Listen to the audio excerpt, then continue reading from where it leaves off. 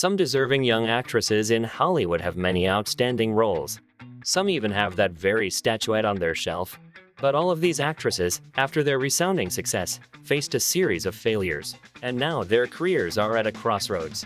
Today, we'd like to take a closer look at one of these actresses' careers and see what the future holds for her.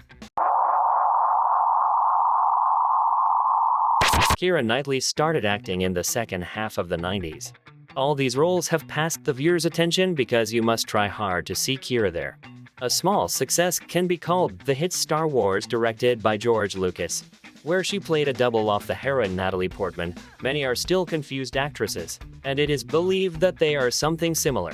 The real breakthrough for Knightley was involved in filming the British thriller The Hole. The film's box office receipts are very modest, but after the video's release, it became a hit, and even gained a kind of cult status, especially in Britain. After The Hole, 15-year-old Keira was noticed. She began to get roles in British films and TV series. Most of them were released directly on television. Only the sports comedy Bend It Like Beckham made it to the big screens and became an absolute hit.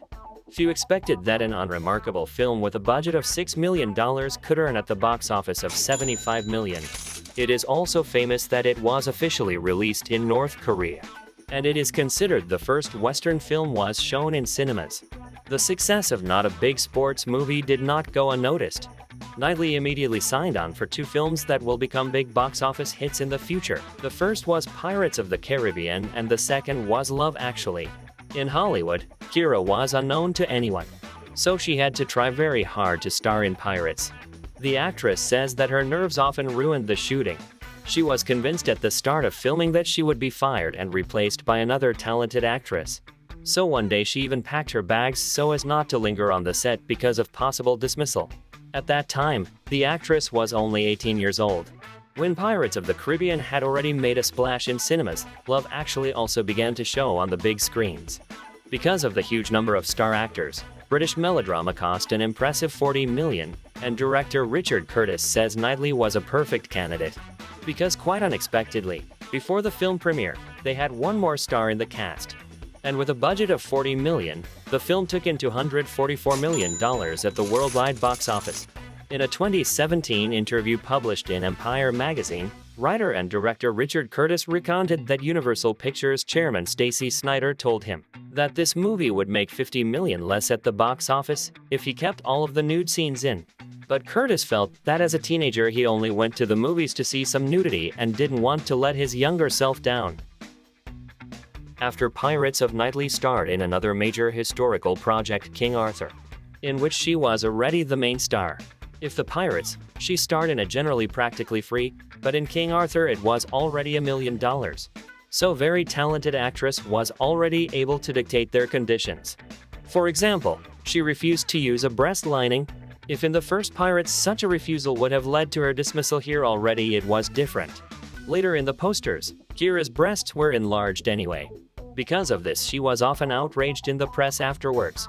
The failure of King Arthur was one of the loudest of 2004. The film was originally envisioned and shot as an R-rated film with corresponding graphic violence. However, after the picture had been edited, Disney executives demanded it be changed to a PG-13, hence necessitating a lot of effects work to remove the blood from the battle scenes. Director Antoine Fuqua and producer Jerry Bruckheimer were not at all pleased with this decision and fought against it, but were ultimately overruled. They were both disappointed with the theatrical release, and later released a much more violent director's cut on DVD. However, according to Fuqua's commentary track, even the director's cut version is considerably less violent than his ideal version.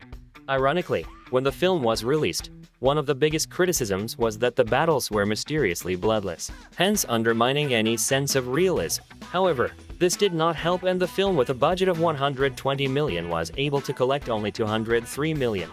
The studio spent another $40 million on television advertising alone.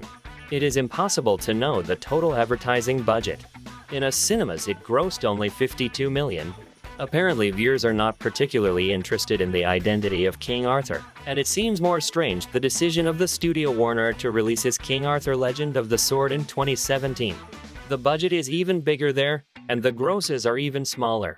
Following King Arthur, The Jacket with Adrien Brody also went down.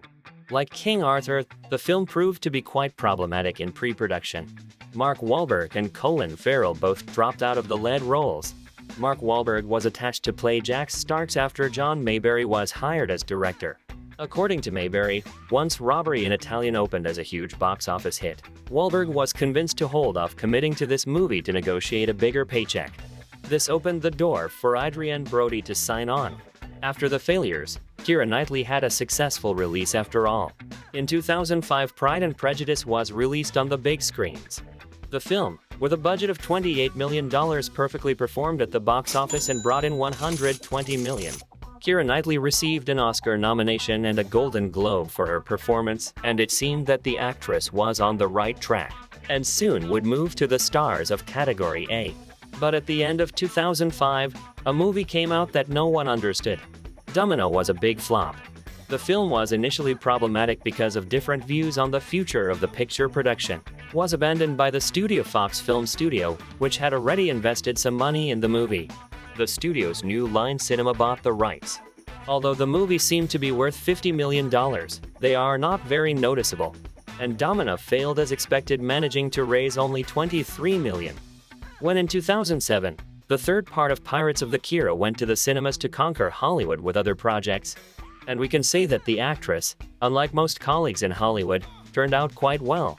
Failures alternated with successes. After the failed Silk came the successful Atonement. The unknown The Edge of Love was followed by the bright and memorable The Duchess. The expensive Anna Karenina was failing, and the budget Begin Again broke the bank unexpectedly.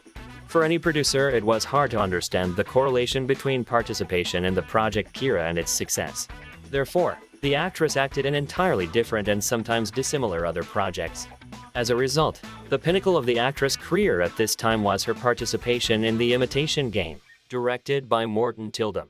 With a modest budget of $14 million, the film hit the jackpot, broke even at the box office at $233 million worldwide, and get a bunch of nominations for all kinds of awards. By the way, Keira was nominated for an Oscar and a Golden Globe. And after the birth of her daughter in 2015, the actress went into the shadows for a few years and starred in cameo roles. But in 2018, she started starring again in films of very dubious quality. These films are not shown in cinemas. They do not collect awards at various festivals. And if the audience even watches these pictures, they give rather average ratings. And at the moment, Keira has a succession of failures.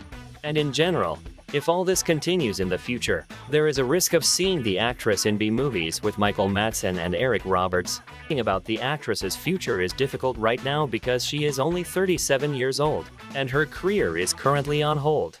And she has all the chances to return to the big cinema.